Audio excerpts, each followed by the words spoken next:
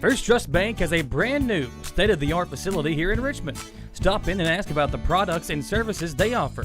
First Trust Bank is known for hometown people and hometown service. Member FDIC, equal housing lender, and MLS number 688788. In the studio with me, Representative Andy Barr, the 6th District of Kentucky, up for re-election and touring the area, talking about things going on. Congressman, good to be with you again. Good to be with you as well, Bill. Well, let's get this thing started by saying that it's an interesting, every time I talk to you, it's an interesting political year. We've had an interesting political decade, and so you're up against an opponent who's making some noise, and how's it going as far as the re-election campaign? Well, you know, I've always said that if you do the job you're elected to do, the politics will take care of itself, and we've been more focused on the job and getting results and delivering solutions to the people of Madison County and the 6th District more than politics. But politics and communicating our record and the differences between the candidates is, I understand, part of the job. But really, we have been focused over these last 2 years on an agenda that has produced a booming economy, tax cuts, deregulation, reform of the Dodd-Frank financial control law that has increased Americans' access to the financial system. People's pocketbooks are better off. People's economic prospects are better off.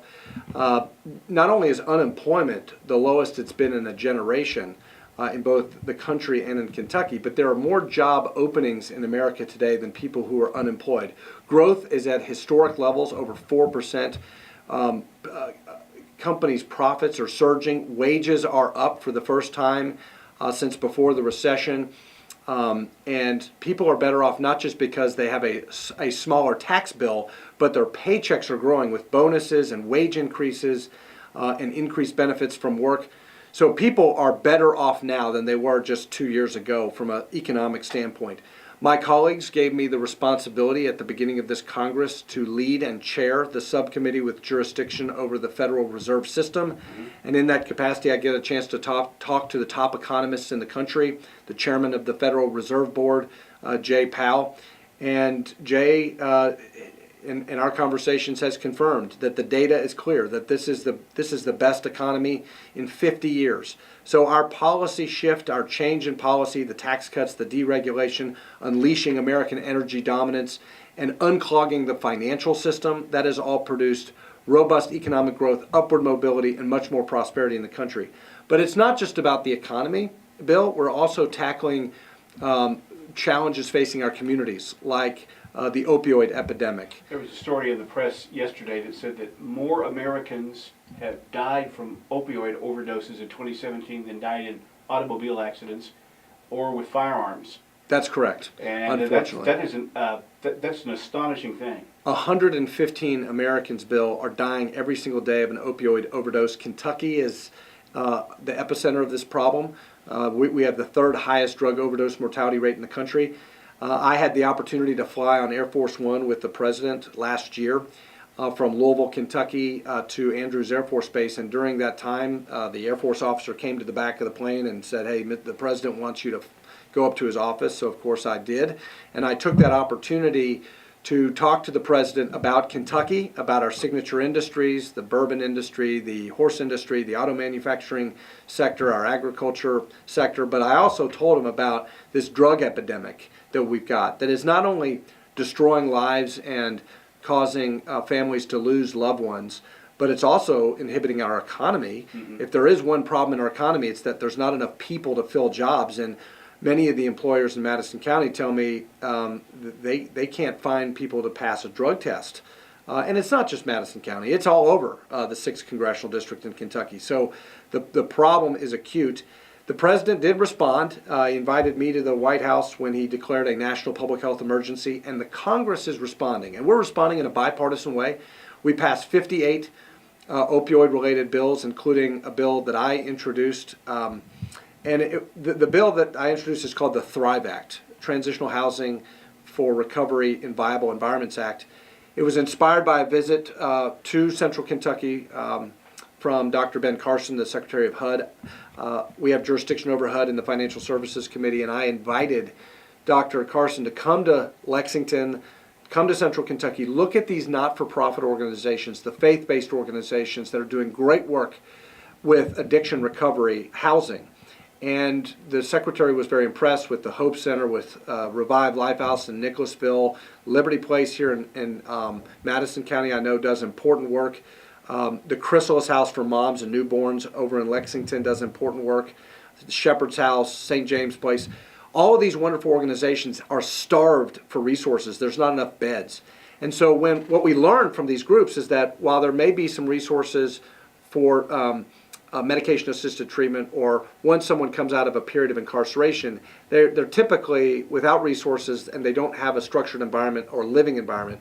So my bill would create a set aside of housing choice vouchers for these not-for-profit faith-based organizations that provide a period of long-term post-treatment recovery.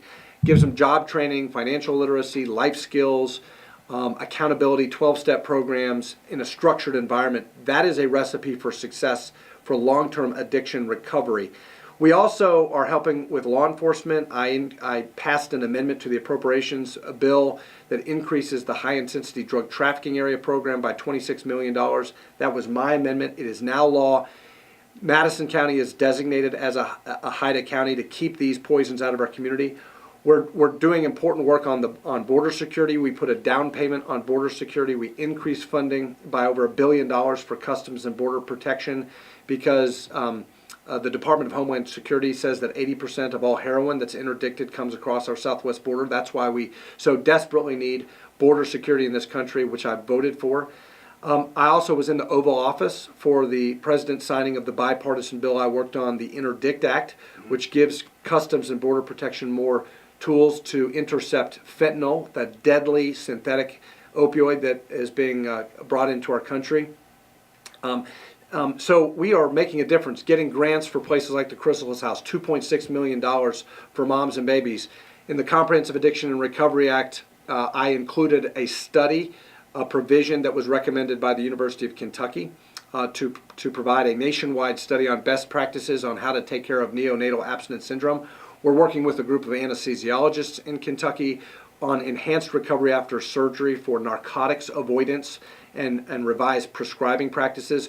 So there's not one thing we're doing. To say, I mean, there's no magic bullet. That's right, and we had a field hearing, the Housing and Insurance Subcommittee field hearing on the Thrive Act, my bill that received bipartisan support that passed the House.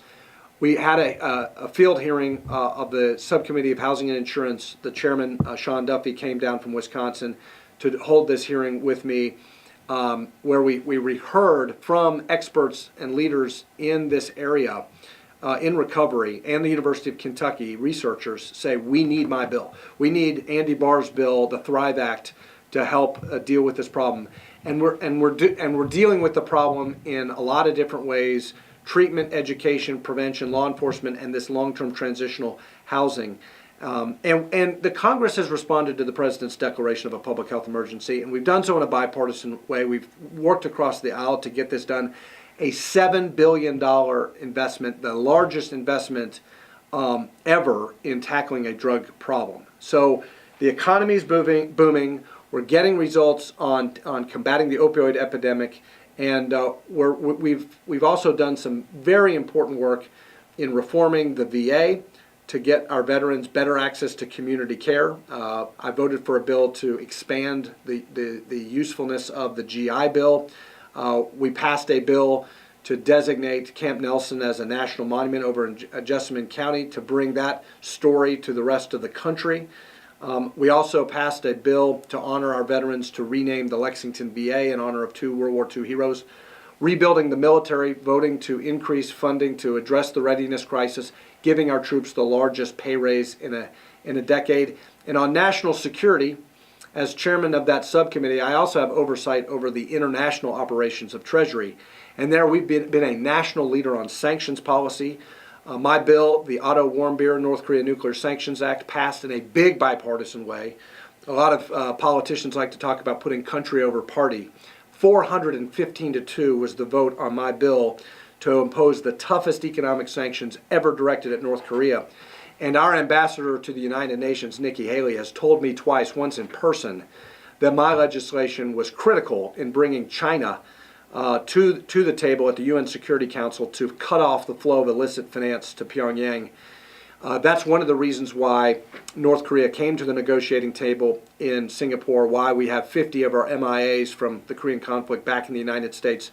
The ambassador from South Korea, I had dinner with him in May, and he told me that as a result of our sanctions pressure, as a result of us abandoning this failed policy of the past of strategic patience and moving towards tough maximum economic pressure, we have cut off $1 billion in hard currency to the north.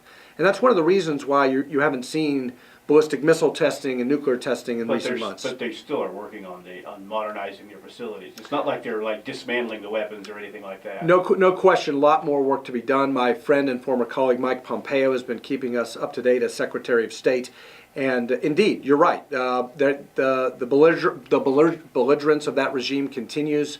The fact that we haven't seen yet progress on denuclearization is a concern, but that's exactly why we're not making the same mistake that we did with Iran.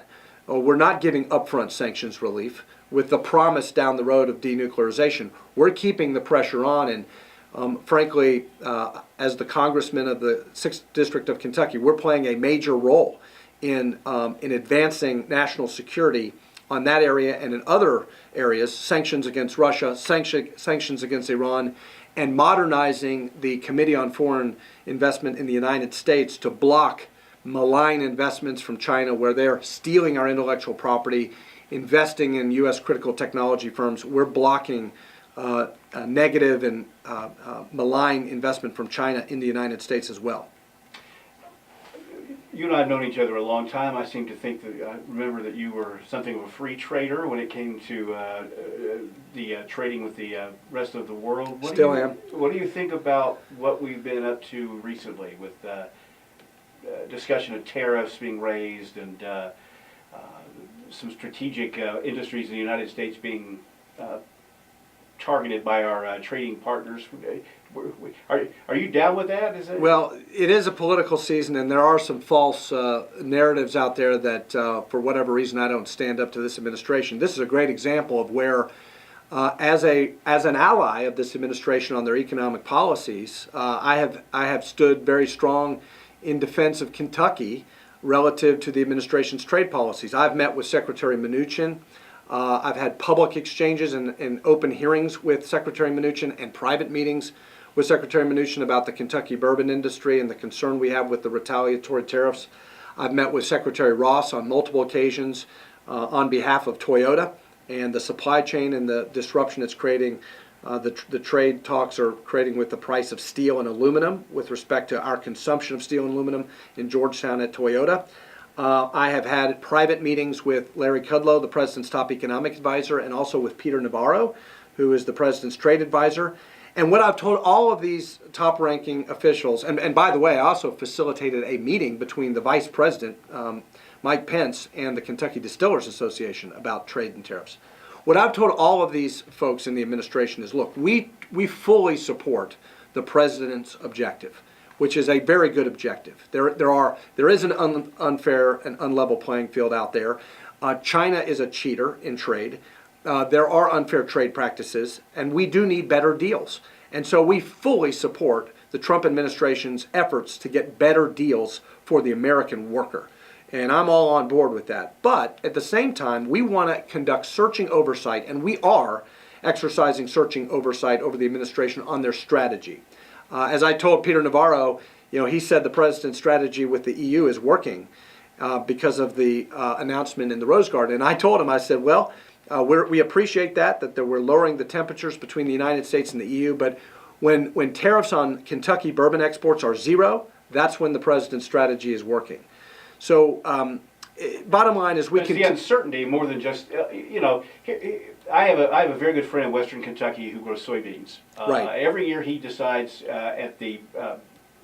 before planting whether he's going to be more in soybeans or more in corn this year. Yeah. And suddenly this year, massive monkey wrench thrown into commodity prices over soybeans. Right. And he's close to the edge on margins on agriculture as it is. And I wonder, how how a farmer can put a crop in the field not knowing, whether his own government's going to go back behind his back and destabilize the market. Well, remember that 95% of all consumers live outside the United States. That's why I'm a free trader. That's why I support lowering tariffs.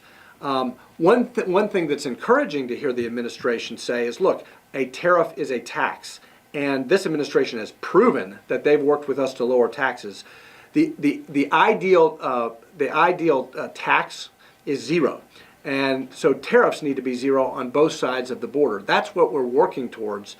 But we want them to go ahead and wrap this up. We want them to go ahead and get these better deals, wrap up these negotiations quickly so that there's not a protracted period of uncertainty. One thing I will tell you is that as I talked to the chairman of the Federal Reserve, the top economist in the country, he has told me directly, face to face, that the data does not reflect that the economy has been in any way injured as a result of these trade negotiations. Probably not yet. Not at a macro level. But there's a whole bunch of people at the micro level who have, through no fault of their own, found themselves. I go back to my friend who's the farmer. It's bad enough that you have to deal with the weather, which you can't predict, yes, or bugs, or this or that, or the other thing. Right. But suddenly, you've got a government policy, changing decades worth of trade policy right. in the country to his detriment. And we've been engaged very closely with the Kentucky Farm Bureau. I've talked to the soybean farmers. We've talked to beef cattle farmers all around this district. We understand the concern, and we're communicating and expressing and conveying those concerns to this administration, working with them to get these trade negotiations wrapped up, to lower tariffs, to open up export markets for our agriculture community as well. So we're very sensitive to that, and I'll make a final point on this trade issue. I am in a very unique position to advocate on behalf of Kentucky agriculture, Kentucky bourbon, Kentucky Toyota, and other auto manufacturing, because I'm an ally of this administration. And what I've told them is, we have made so much progress on the economy through the leadership of this Congress and this president, cutting taxes, deregulation, Dodd-Frank reform to give community financial institutions more regulatory relief. We have the best economy in a generation. Let's not do anything on trade that could mitigate the benefits of this administration and this Congress's success on the economy. Other politicians who are routine and aggressive critics of this president will not have access, will not be able to be effective advocates for Kentucky with this administration. I am an effective advocate with this administration, fighting for Kentucky bourbon exports, fighting for Kentucky agriculture, fighting for Toyota because of my relationships with high-ranking administration officials. I'm almost out of time here, but I want to ask you about the political story of the week, of the month, of the day, or what have you. We live in interesting times, and as you're going about the district, do you hear about the things that people are hollering about in Washington, Russia, and this and that, and where are you on all that? Oh, yes, I mean, of course. But to me, what matters the most to my constituents is delivering solutions, delivering results. We're getting results on the economy, on national security, on combating the opioid epidemic, and even on a local level in Madison County. And we not only secured more money for HIDA for Madison County to keep these poisons out of our community, but it's $1 million grant for the EKU Scholar House, for example, that we've delivered.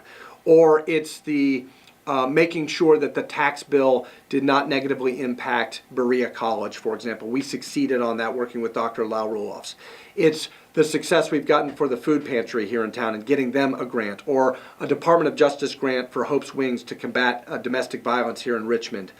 We're getting results. It's making sure that the demilitarization down at the Bluegrass Army Depot is still on pace, and we're getting the appropriations to make sure that demil starts according to schedule and stays on schedule. We got $49 million plus in appropriations for Madison County for the CSEP program, the Chemical Stockpile Emergency Preparedness Program. And even on tax reform, we're getting part of Madison County designated as a so-called opportunity zone. One thing that a lot of people don't talk about as much about these tax cuts is it's really lifting people in poverty out of poverty. It's really helping lower income people The lowest income levels in this country have seen their confidence surge, primarily because of the lower unemployment rate and because wages are growing up. But what people don't talk about as much, and what I'm very excited about, is this opportunity zone, which is a part of the tax cut bill that will invite more private capital through tax relief to come into neighborhoods of economic distress, where there's been a history of economic distress. That will bring private investment and jobs and new businesses into neighborhoods that have had blight and have had economic difficulties over time. We are lifting people out of poverty because of better policies coming out of Washington, and it's an exciting time to be focusing on solutions. I get it. The country's divided. There's a polarizing environment in politics, but I've always said that if I get results for the people, which we've delivered a lot of results over these last 2 years, and if people are better off now, then the politics will take care of itself. Do you ever just, you may not answer this, do you ever wish sometimes you wake up in the morning and that maybe the president was just a little more conventional in his communication style? Well, I don't think, obviously the American people wanted unconventional. I mean, they elected an unconventional president. This is clearly an unconventional president. He has a different personality, to be sure, from other previous presidents. Some people love that. Some of my constituents absolutely hate that. I get it. There's people in this country who are disappointed about the outcome of the last election, and I understand that. The best way that I can be a good congressman for everybody, regardless of where they are on this president, is to try to bring people together and unite people based on an agenda of results. Whether it's tackling this opioid epidemic, whether it's delivering greater economic prosperity, securing the country, making it a stronger and safer country, or if it's what we've done on fighting disease, the 21st Century Cures Act. It's really frustrating to me that nobody talks about these successes. The news media is so focused on, divisive news stories. They don't talk about the bipartisan successes. We've had tremendous bipartisan success on the 21st Century Cures Act that we worked with, that delivers greater medical research dollars to the University of Kentucky Markey Cancer Center or to the Sanders Brown Center on Aging, precision medicine that's going on. So I just think it's not as fun to talk about. Well, maybe it's not. Maybe some people think it's not as newsworthy, but I think curing diseases is a big deal because let's face it, Republicans get cancer and Democrats get cancer. Republicans suffer from addiction and Democrats suffer from addiction. Republicans suffer from Alzheimer's disease and so do Democrats. We're doing things in a bipartisan way, and I am doing things in a bipartisan way that never gets any media attention, and that's really doing a disservice to the people of our district. That's why we appreciate the opportunity to come on the show and talk about our successes and the results we're getting. Congressman, I'm about out of time. Once again, thank you so much for stopping by. Good luck, and we'll talk to you the next time you're through. Thanks, Bill. Appreciate the time.